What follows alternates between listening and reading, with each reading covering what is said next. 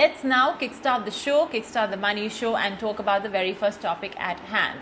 In the last 1 year, all of us have had to deal with two crucial money problems. One is, of course, the disruption to income in the form of salary cuts or, a loss of job, which we, of course, have been seeing, especially in these last few weeks with what, the Hyatt Regency in Mumbai shutting down, SpiceJet as well, perhaps looking at laying off employees on account of the fact that the pandemic has hit business hard.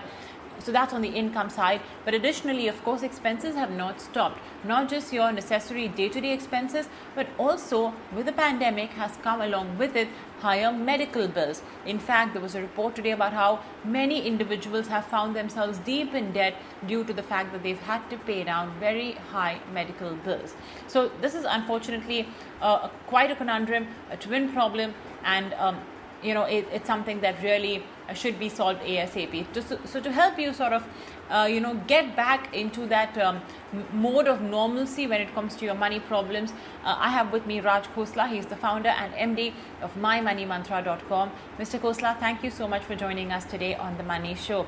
So yeah, like I said, a lot of people have had it tough from the income side, from the expense side as well. Have your clients as well come to you with the same complaint? How are they coping? What do you recommend individuals do in their very first few steps? Well, Adish, thank you very much for having me on your show. A great pleasure. And as you quite clearly mentioned earlier, that a prolonged COVID-19 pandemic is really a double whammy of health and a financial emergency put together at the same time. And there has been a significant impact on household income. And sadly, many people are struggling to manage their cash flows and finding it hard to pay for medical expenses. In fact, I have to share one dark statistic with you. But out of 60 million workers in the organized sector, in the last 12 months, 35 million have opted to make withdrawals out of their retirement planning, be it NPS now, the pension scheme or any of the provident fund schemes, and have withdrawn a staggering 1.25 lakh crores. Out in the past 12 months. And the comparable figure of the previous year was only 81,000 crores. So yes, indeed, our clients are as badly affected as the general population. So, your medical insurance and emergency fund are the ones that will help to meet such exigencies. However, in the absence of an insufficient backup, you should proportionately withdraw from different asset classes, not only from one side. At the same time, make sure that you start rebuilding emergency corpus, for long term, and also reevaluate your existing medical insurance cover for future healthcare needs.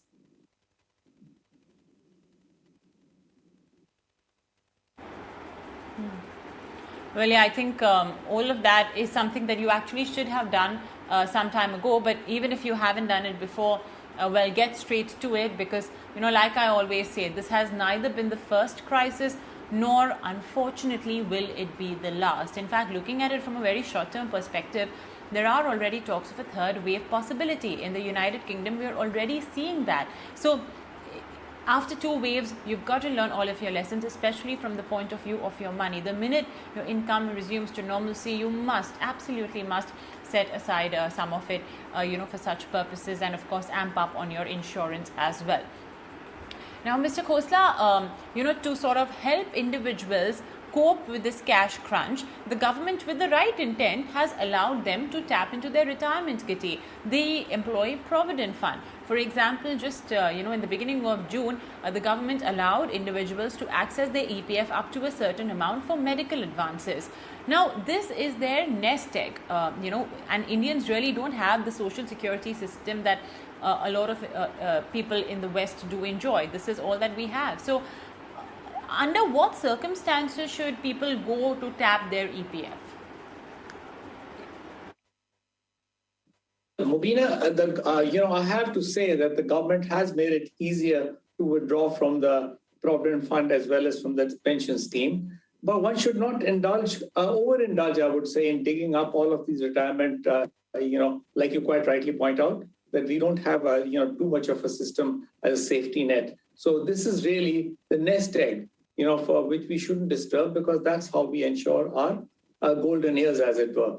I mean, even a small withdrawal from a retirement fund can hurt your future goals, quite dramatically. I mean, for example, a 5 lakh partial withdrawal from Provident Fund will actually wane off around 21 lakhs, from your final fund in case you retire in 20 years, and can be even higher, probably 30, 35 lakhs, since they are managed by professional fund managers. So, I would always recommend that, touch your retirement fund only as a last resort when all other options are fully exhausted.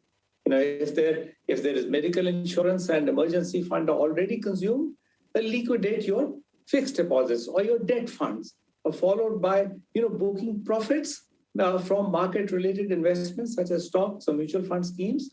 And as the COVID situation is still uncertain and vaccination drive is ongoing, however nicely it's going, but it is recommended, still do consider buying a health insurance top-up or a COVID-specific insurance scheme. Start building an emergency fund. Try not to consume your retirement funds as far as possible. Unless if you're backed off into a corner, you're backed off into a corner. But that should really be the last resort.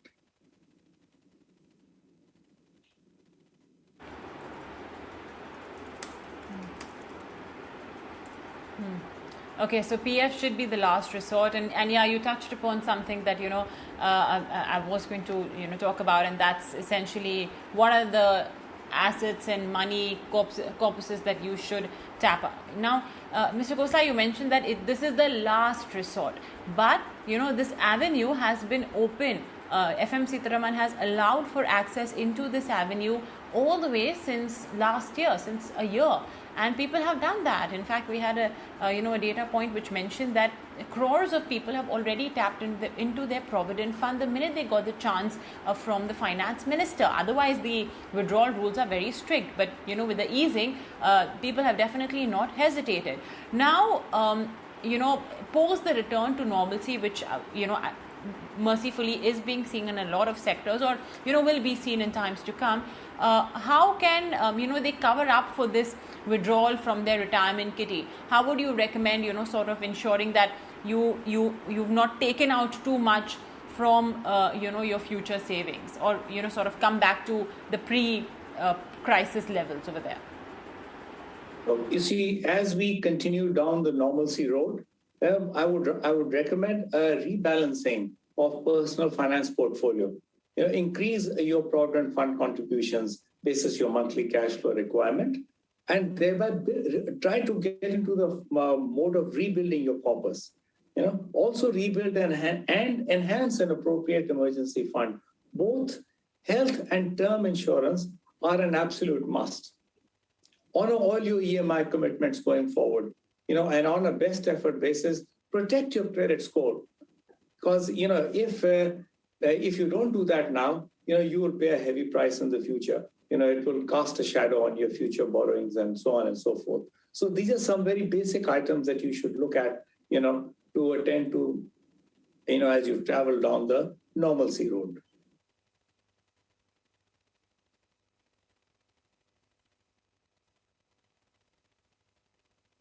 Okay. Now, we've been reading articles about how Indians have had to sell their motorcycle, their gold, and, tap into whatever possible asset that they have to, pay down all of those expenses and their bills. Now, we save money and we invest money for times like these, right? For when that, if in case there is an emergency and I have to pay for it, I have all of these assets. However, Mr. Khosla, I think we'll be doing injustice to these assets if we just left, right and center start liquidating the first asset that comes into our hand. So if you could just make a systematic plan for our viewers that when the need does arise for you having to tap into those assets, from equities to maybe even a vehicle to probably even a property in a worst case scenario. For example, if there's an unfortunate death in the family and it was an earning member of the family. So if you could make a systematic disinvestment plan, if you could call it that, for an individual in times of a crisis.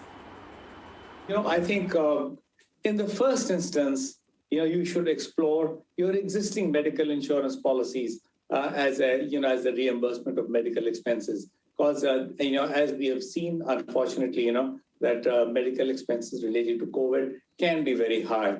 But in case of further cash crunch, that is, beyond, anything that you insured, you should start liquidating one by one. Go for your fixed deposits first, because, those are, in a sense, easy to access. And also at this point in time, fixed deposit rates are also at their lowest. So you're probably going to have to pay the least cost when you liquidate a fixed deposit or a savings account. And then you could then move into look into debt funds. And then lastly, start trying to see if it's possible to book any profits, from the share market of any equities that you may have invested. But, an employee's provident fund or a public provident fund or, the pension scheme should be the last option in the list, really. And like you mentioned, Mobina, that, in case borrowings become unavoidable, and that's, I use that word once again, unavoidable, opt for the relatively low price credit, that is secured loans, such as against real estate, gold loans, maybe used car loans, and so on. Because the minute you step into unsecured loans or, try to revolve money on your credit card, it is going to be very costly. And then, you would slowly find yourself getting into a vicious debt trap. And that's not, believe me, that's not a nice place to be in.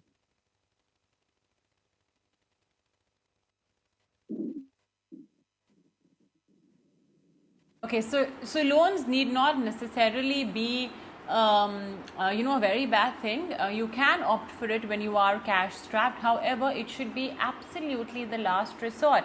And also, there are a wide variety of loans available out there. Opt for the one with the least credit. A gold loan is a good possibility, used car loan, etc. By the way, Mr. Khosla, many banks and institutions have also been offering COVID loans that help you,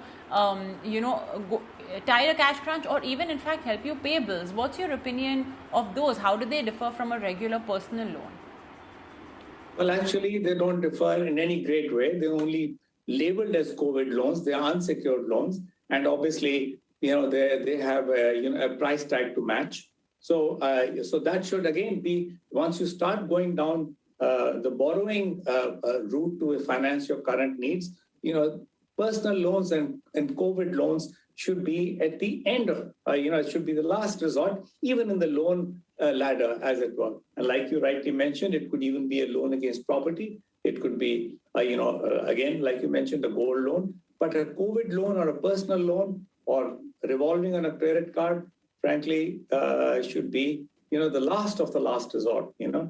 Loan against assets is something that you should stick with as opposed to unsecured lending. But one word of caution here, make sure that you're able to service the EMIs. Whenever you take a loan, you tend to consume it. Obviously, right now, you're in a tight spot, so you need to spend the money. But do keep an eye on your capability to service the EMIs. Because, once there are a couple of defaults on your record, your credit score will suffer, and so will your credit worthiness in future. And, it will not be a happy place to be in.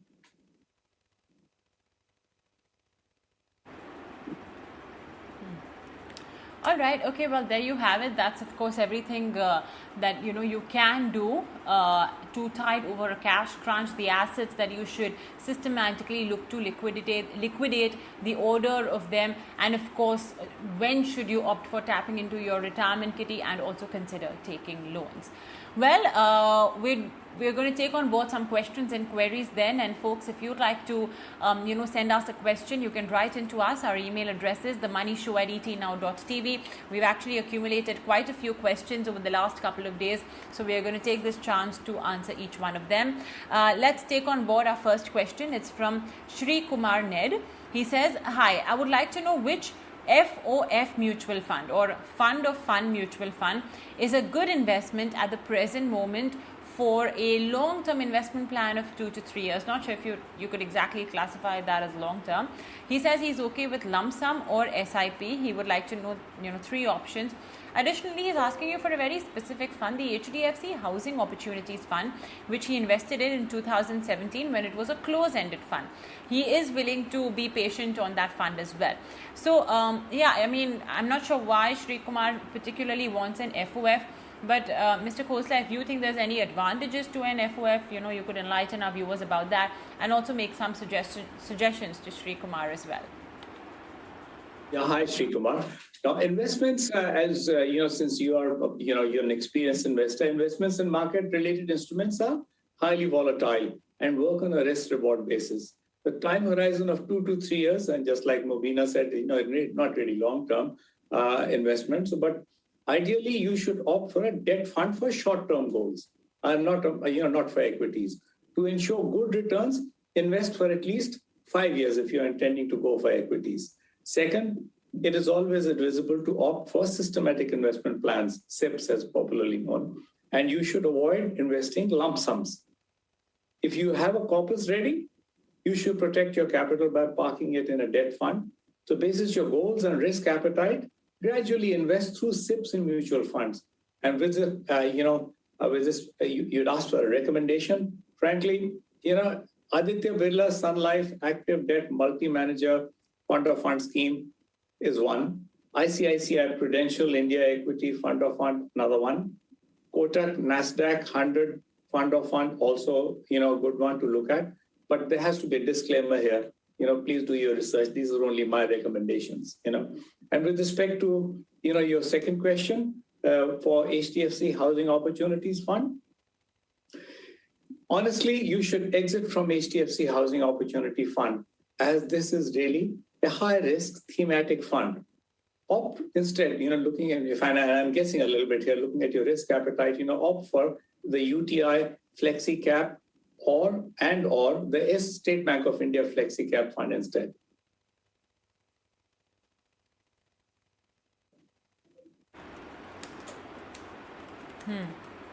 Okay, so those are some recommendations coming in from Mr. Khosla to help you start off. Okay, next up, a very interesting observation from one of our viewers, Mr. S.B. Sivakumar. He says, markets are rallying, yes, the Nifty and the Sensex are at lifetime highs, and AMCs are continuously chasing high-valued stocks. So these stocks seem to be artificially rising. If markets crack, there will be a huge loss for investors.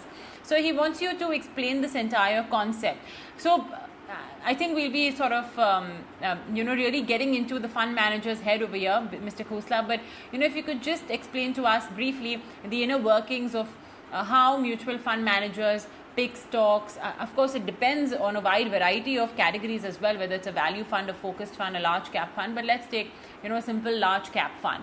If markets are rallying, should we really be worried about the fact that my fund manager is now picking up stocks at high valuations, or should I simply be looking at my portfolio and, being happy about the fact that my fund's doing well? Well, you should certainly try to rebalance and always try to book a little bit of profit. That's one thing. But Shiva, markets have been volatile, like you yourself said, due to the uncertainties posed by the pandemic and several other, explainable and some also unexplainable factors. I expect this volatility to continue in the next few months as well. It's not going to go away, the volatility. It is therefore thus advisable, for you, Shiva, to invest in market-linked funds only according to your risk appetite and refrain from risking your capital for very short-term goals. Yeah. The best investment route is through SIPs, continue to book profits, and reinvest only after rebalancing the portfolio for the long term. For short-term goals up to 2 years, honestly, park your funds in short-term debt funds. And I think, that's about as far as I would like to go. I mean, it's a longish, it's a long topic, just like Mobina had mentioned earlier, but in a very short way, perhaps this is what we could best share with you, Shiva.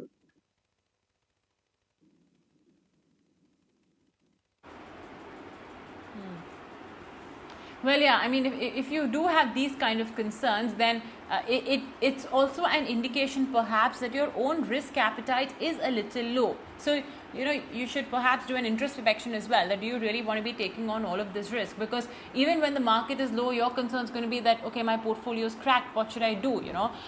These are unfortunately inherent risks that you are essentially agreeing to take on when you purchase mutual funds. And of course, when the market does rally and it's at all-time highs, use this opportunity to also then rebalance your overall investment portfolio. Okay, well, let's take on board our next question. Okay, Mr. PV asks, is it advisable to exit equity mutual funds when the return goes beyond 25%? Well, lots of large cap and mid cap fund holders in the last 1 year have seen their returns go much beyond 25%. Some of the lucky ones out there have even seen their portfolio double. Mr. Khosla, what's an exit strategy for mutual funds? Should it be looked at based on an absolute return amount like PV is looking at 25%? What do you consider when you look at exiting a mutual fund? Well, first of all, PV, in case of an emergency,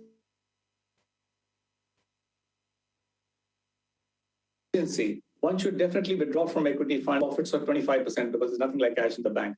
But also in case you require your equity fund within the next 2 to 3 years, start a systematic withdrawal plan and park funds in liquid funds or FDs or such other liquid investments. So as far as I see a long list of the funds that you're looking at. I would in all honesty, recommend an investment in 2 to 3 funds only. You should declutter and pick 2 funds basis of performance, without going into too much of all of too many funds, because it's very difficult to keep a track of all of this on your own. 2 or 3 is really the max that you should go with. But at the end of the day, it's up to you.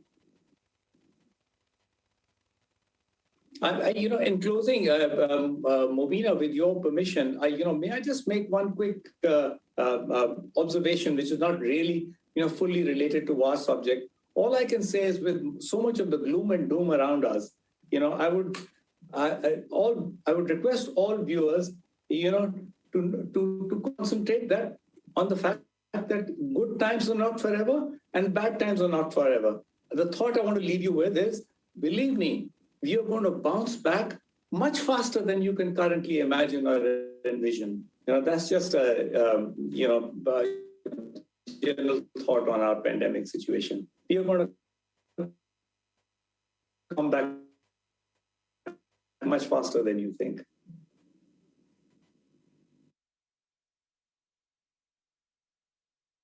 With that bit over there, but yes, I think the connotation is very well understood, Mr. Khosla, that there are good times, there are bad times as well, and this too shall pass. I think that's the positive note with which we will end our interview with you as well. Mr. Khosla, thank you so much for joining us today on The Money Show and helping our viewers out with their questions too.